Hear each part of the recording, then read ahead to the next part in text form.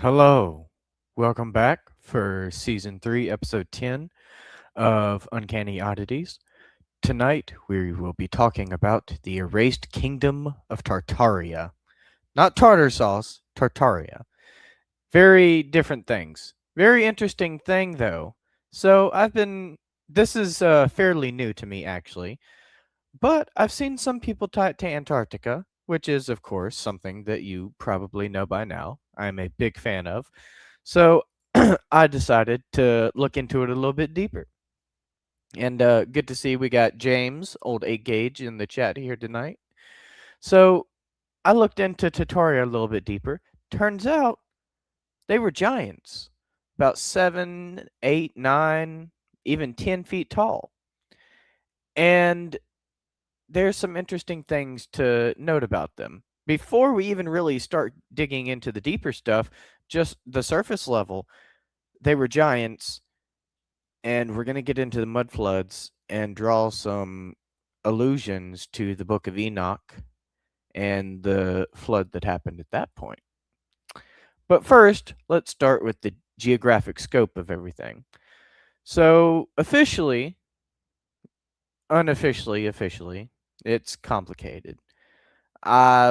Technically, they claim Tartaria is a conspiracy theory, but I would like to reiterate that many things that have been called conspiracy theories in the past have gone on to be proven true decades later with true evidence that people can no longer deny.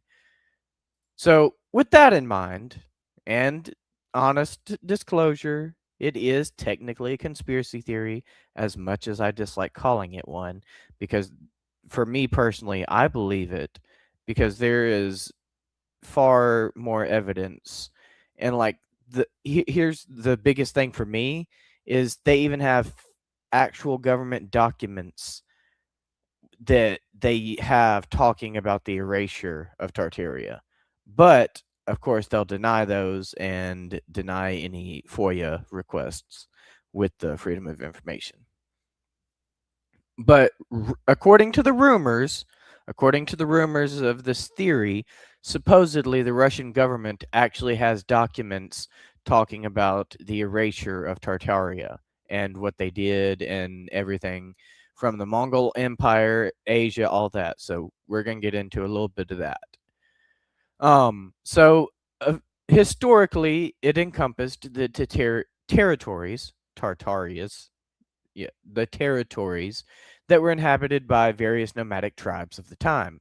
It was a significant area during empires rule, including different empires rule, including the Mongol Empire, which I heard a little bit about that earlier, and I thought that was pretty interesting because not to get too sidetracked, but to go a little bit deeper into the Mongol Empire reference and how it was related to that is from what I've heard, Tartaria was actually two halves of the Mongol Empire, and they were fighting each other.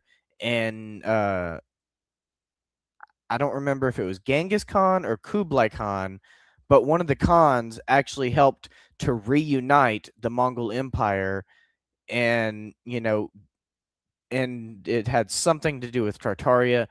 I don't know. I've been studying this for like 2 or 3 days now, and it's still kind of all blending together in my head.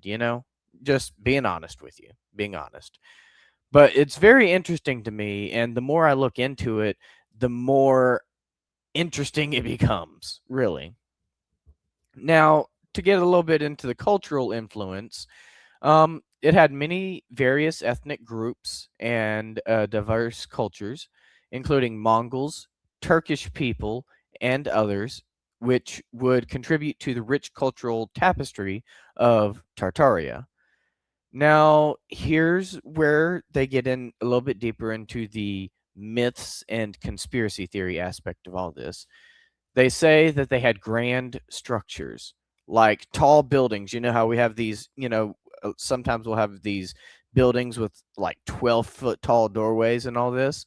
And we're like, wow, why did we make the doorway so tall, like so overly, excessively tall when humans are not that tall?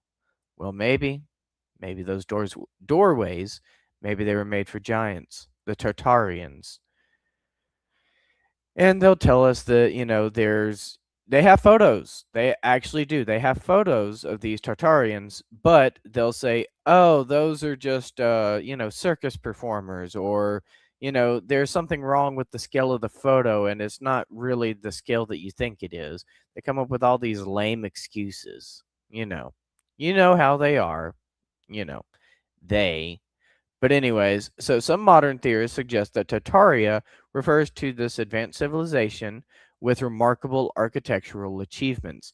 They often cite grand buildings in Europe and elsewhere as evidence. And here's the thing.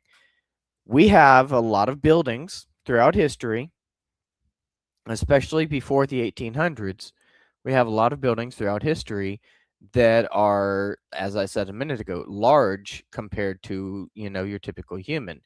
And they have these grand designs and all this other stuff that makes them very unique, and they used to last longer and be more in tune and in sync with nature and everything like that. So some people have theorized, what if these Tartarian people actually knew how to build with resonance and spiritual technology that we don't understand anymore because we got rid of all the Tartarians in the mud flood, which we're going to get into that a little bit here in a minute.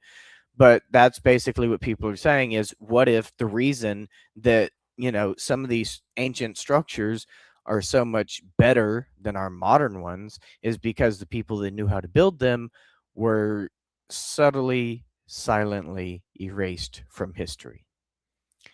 Now, the main idea of the whole Tartarian, the whole idea about this civilization is, most people believe that it was deliberately erased from history through propaganda or misinformation. And this has led to a resurgence of interest in alternative history and conspiracy. Now, most people will be like, "Oh, the government, denies that it was even a real thing, and they say it was just this generic part of Central Asia, and that's all it was, and nothing else." So, here's my question for those people who use that as their evidence. If the government, federal government, actually did erase an entire culture from history, do you really think they would admit it openly? No, they would not openly admit it. They would deny any FOIA requests, obviously, because they wouldn't want you getting access to any of that information that may or may not still exist. And they would do their best to destroy any and all evidence relating to it. And they would discredit, and anyone who talked about that, they would basically insist that they were insane and, run campaigns against them and make them look crazy, which is why nobody would believe them. And then it's like, you know what? Go ahead, talk all you like. Doesn't matter how much you talk because no one's going to believe you. So it can protect them in some ways, but it's also kind of frustrating sometimes when you feel like you have all this evidence and it seems very logical to you and it seems so obvious and clear, and then everyone just runs around calling you a conspiracy theorist and a crazy person. And then you get people with millions of views, um not trying to get too specific here, but you'll get very big, people in social media who will say the same thing that you did, but just because they have millions of viewers and they're much more popular than you are, everyone's like, "Oh, it's true, it's true." But then you say the same thing and they're like, "Oh, no, that's not true." But, that's just kind of how it goes. But that's also makes it more dangerous for the person who's more famous because, well, obviously, first off, they have more to lose, but the fact that people are listening to them and taking them seriously puts them in more danger. But I don't really have to get into all that for you. I'm sure you can understand why. So there is the key points are the historical region is supposedly Central Asia to Eastern Europe, if you believe the mainstream.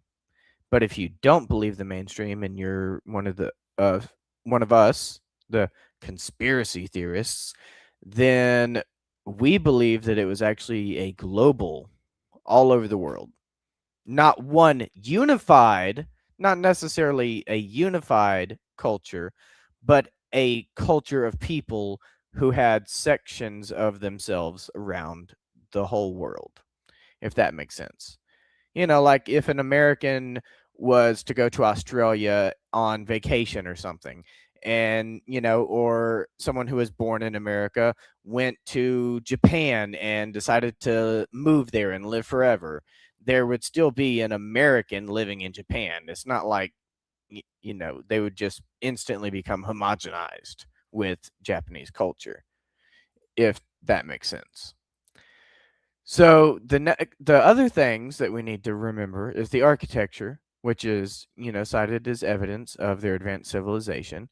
But whether they were advanced or just had different technology than us is obviously still up for debate. And our main argument, the important thing here in our main argument is we suggest that they were completely erased from history, and all the records of them were deleted, erased, burned, and that would explain why the Library of Alexandria and many other places, many other libraries of information, had lots of books destroyed because they didn't want the information of Tartaria getting out. That's part of our theory right there. So that's, one thing to keep in mind. Now, as I mentioned about the government documentations, that is, of course, a technically just a theory because the government still deny that, but there is something interesting between Russian nationalism and Tartaria.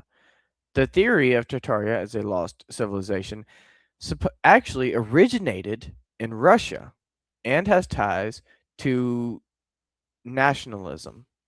Now, promoters like Anatoly Fomenko and Nikolai Levashov contributed to this narrative in the late 20th century. And of course, as I mentioned earlier, the Russian Geographical Society has publicly rejected these theories as conspiracies, labeling them as extremist fantasies. Brrr, get angry, why don't you? They have provided maps and historical accounts acknowledging the term Tartary, Tartari, Tartary. I'm going to go with Tartary. That one sounds better. It flows better. Without supporting the more extravagant claims made by those they label as conspiracy theorists. Which, once again, I would like to point out that I'm going to say a good 80% of things labeled as conspiracy theories are later proven to be true. They used to say the Patriot Act was a conspiracy theory when they listened to our phones. Yeah, they're listening to your phone. Sorry to burst your conspiracy theory bubble, people. The government is always listening to your phone. And if you think they aren't, well, they probably are. So just get used to it. That's what the Patriot Act allows people to do. But, anyways, moving on. Now, the big part, as I briefly mentioned earlier, is the mud flood. This is where they have this recurring theme in the stories about Tartaria, where we suggest that a cataclysmic mud flood obliterated much of Tartaria, burying it under layers and layers and layers of sediment across the globe. Proponents argue that this event led to the architectural elements being buried, which we cite as evidence of the lost civilization.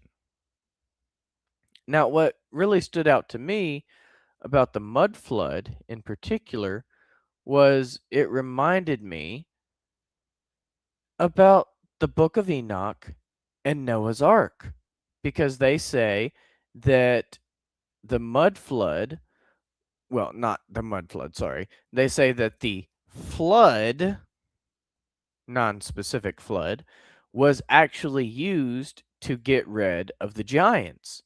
The Tartarians were supposedly giants.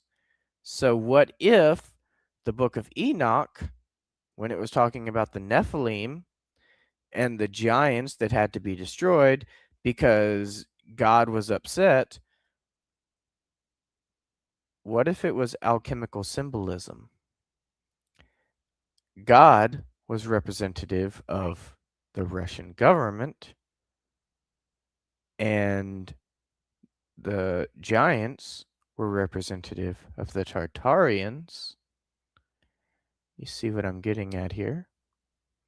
So, what if the flood was actually talking about the mud flood that wiped out the giants, Nephilim Tartarians? Now, I'm not trying to discredit anything, I'm just giving my own interpretation based on the context, which I find to be very, very interesting. Now, here's the thing to actually connect the two theories between the mud flood and the Noah's Ark style flood in the Book of Enoch and all the other flood stories in all these other different religions, beliefs, and cultures around the world at the time. There are a few connections, I believe. So the mud flood is the theory that, we were talking about, catastrophic event that buried the Tartarian cities and civilizations. And this narrative often draws on imagery of large-scale geological upheaval. Big, giant, destruction, like massive tsunamis coming down and just causing massive damage, and the buildings get pounded by the waves so forcefully that they basically get buried under massive amounts of mud that get dragged up by all the water in the tsunamis, and the entire civilization of the time just gets completely destroyed by all the water. And that's why they called it a mud flood, because there was so much mud that buried the cities and the architecture. Now, in the story of Noah's Ark, in the biblical account, the flood story of the Bible describes a divine judgment resulting in worldwide flood aimed at cleansing the earth of corruption. The idea that giants, or Nephilim, contributed to this corruption appears in the book of Enoch, adding a layer of supernatural involvement. But if you think about it, the giants, the Nephilim, well, they said that the Tartarian people were supposedly 7, 8, 9 feet tall, which we would consider to be giants. So there's a little bit of a connection there, I feel like. I feel like there's a connection there. Now, in the book of Enoch, it says giants are one of the causes of the flood. Okay? So it describes the Nephilim, often viewed as giants or fallen angels, whose presence corrupted humanity. Their destruction was through the flood, which aligns with catastrophic narratives of divine punishment. If these Tartarians were maybe not even the Nephilim themselves, maybe the Tartarians were descendants of the Nephilim, and maybe this is many years after Noah's flood, and it's another flood because they were once again trying to get rid of the descendants of the Nephilim. We're going through this together, guys. We're coming up with these theories live and in person right here, right now. So, it's possible that the giants that could have been, Tartarian, and they might have been descendants of the giants and the Nephilim. That's kind of what I'm going with from what I've researched over the last few days here. So, altogether, if you compare the two, both narratives contain themes of divine judgment, purification, and the erasure of corrupted beings. Linking mud floods and the flood of Noah's Ark presents a way to interpret different cultural accounts as part of a larger mythological framework.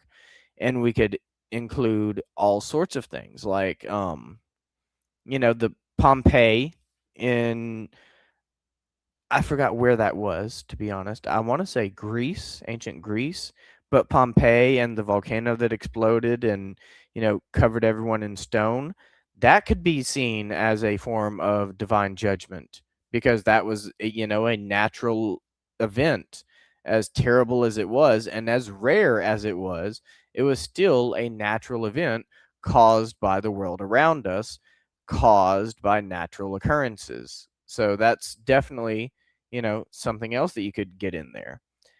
And this is, what I wanted to present to everyone tonight and, see what everyone thinks. What do you think? Do you think it's possible that the Tartarians might have any relation to the um oh, someone in the chat, Jackie says Pompeii was in Italy. Thank you. Thank you for that, Jackie. So, yeah, cuz I used to watch Pompeii Pete when I was a kid, so that was that was pretty much my reference point. So, thank you for clarifying, Jackie. So, I'm sorry but I am getting close to the end here, so I apologize for that. But, I just wanted to ask everyone, what they thought about this whole theory and what do you think about the possibility of the Tartarians being related to giants and Nephilim, and do you believe that their culture was actually wiped out, or do you think it was a conspiracy theory? So, let us know in the comments. And thank you for coming to hang out, and we will see you all next time. Thank you, and as always, stay uncanny. We will see you next time.